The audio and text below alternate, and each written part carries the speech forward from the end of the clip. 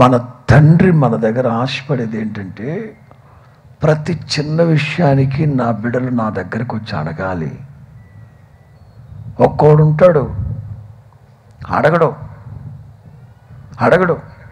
పోయే కాలం అడగడు,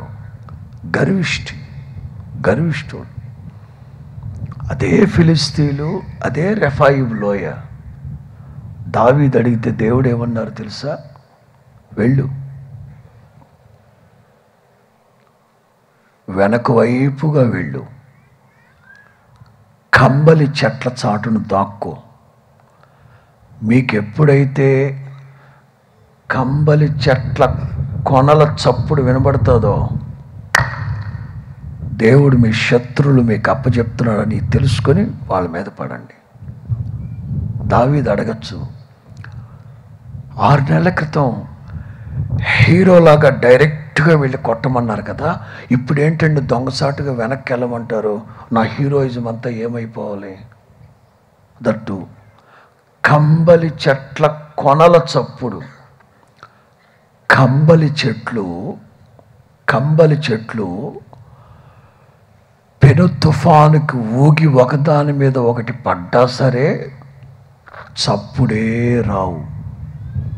స్పాంజీ తగిలితే చప్పుడు వచ్చుద్దా? రాదు. కానీ దేవుడు అంటారు కంబలి చెట్ల కొనల చప్పుడు. హౌ అవి అసలు చప్పుడే చేయవు కదా. దీన్ని అంటారు నిశ్శబ్దంలో కూడా దేవుని చిత్తమేమిటో గ్రహించాలి. నిశ్శబ్దంలో కూడా దేవుని చిత్తాన్ని నీవు గ్రహించగలగాలి. అదే స్పిరిచువల్ స్టాండర్డ్. దావీదు అడిగి ఉంటారు, వెనక వైపుగా ఎందుకు వెళ్ళమంటున్నారు నన్ను? దేవుడు అంటారు, శత్రువు ప్లాన్ మార్చాడు గనక నేను కూడా ప్లాన్ మార్చాను. స్తోత్రం చెప్పు గట్టిగా.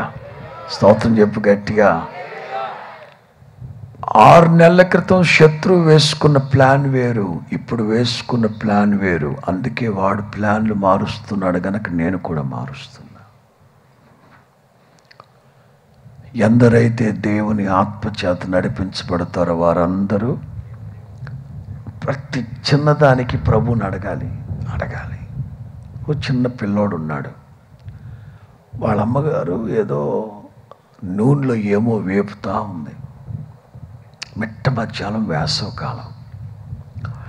ఈ గీత ఐస్ ఉంటుంది, గీత ఐస్ ఉందా? ఐస్ బండోడు గీత ఐస్ ఎంతంటే ఈయన బొడ్డోడు వాళ్ళ అబ్బాయి, అంకుల్ ఇక్కడే ఉండవా, నేను మా మమ్మీ దగ్గరికి వెళ్ళి డబ్బులు తీసుకొస్తానని వెళ్ళాడు. పాప గీత ఐసుడు అక్కడే ఉన్నాడు. వాళ్ళ అమ్మ వంట చేస్తా ఏదో వేపుతాం. వీడికి మ్యాటర్ అర్థమైంది. ఇప్పుడు వెళ్ళేవంటే అట్లకాడికి పెట్టేసిద్దని గుమ్మం దగ్గర నుంచొని మమ్మీ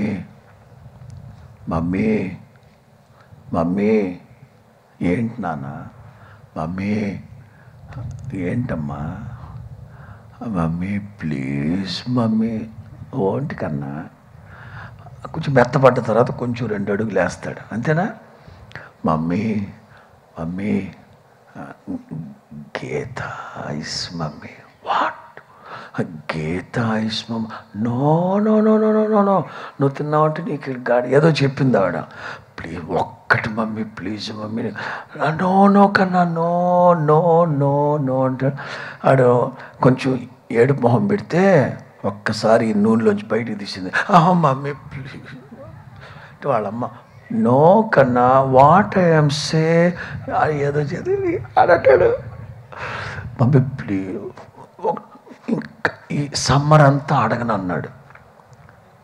గాలమ్మంది నా దగ్గర ఈలోగా వాడు గంట కొట్టి వెళ్ళిపోతుంది. మమ్మీ ప్లీజ్ నా దగ్గర చిల్లర లేదు నాన్న, ఆడి దగ్గర ఉందంట. అస్సలు వద్దు డాడీకి తిరుగు. గలవాడు ప్లీజ్ మమ్మీ. వాళ్ళ అమ్మ కొంగుబట్టి లాగి మొత్తం మీద ఎట్టకేలకు. ఇది అమ్మకి బిడ్డకి ఉన్న సంబంధం. అదే ఇంట్లో 10th క్లాస్ చదివే పుడింగ్ ఉన్నాడు ఒకడు, వాడు పుడింగోడు. ఇప్పుడు ఇంకోటి ఎట్లా రియాక్ట్ అవుతాడు చెప్పనా? జోబుల్లో చేతులు పెట్టుకొని వస్తాడు. వాళ్ళ అమ్మ అక్కడ, మమ్మీ మమ్మీ ఆ గీత ఐస్ క్రీమ్ వాడు గంట కొడుతుంటే మీకు వినిపించలేదా?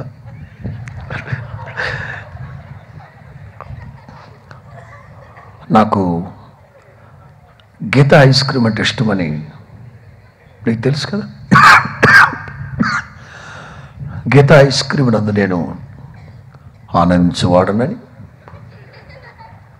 గీత ఐస్ క్రీమ్ అంటే నేను 4 కోసుకుంటానని నీకు తెలీదా? కొనిపెట్టాలన్న జ్ఞానం అట్టటోడు గీత ఐస్ కాదు, ఈ నూనె ఎత్తిపోసేలాడి మీద పుడిగీడు.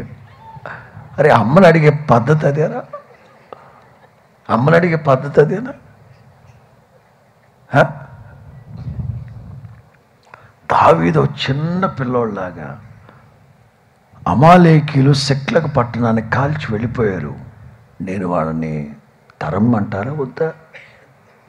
వెళ్ళమంటారా వద్దా? అడగాలి.